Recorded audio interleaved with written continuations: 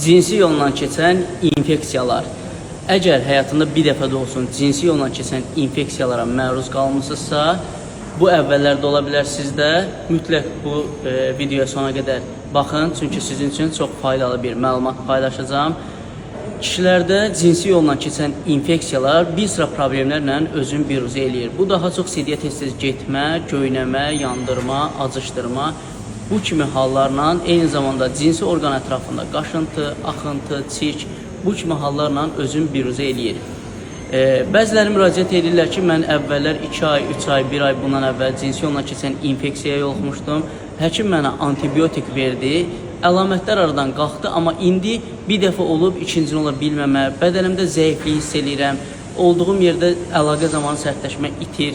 Belə hallar kimi özünü biruzə verir. Mütləq şəkildə cinsi yolla keçən infeksiyalardan sonra antibiotik qəbulundan sonra bədənə vacib olan vitamin, mineralları da qəbul etmək lazımdır.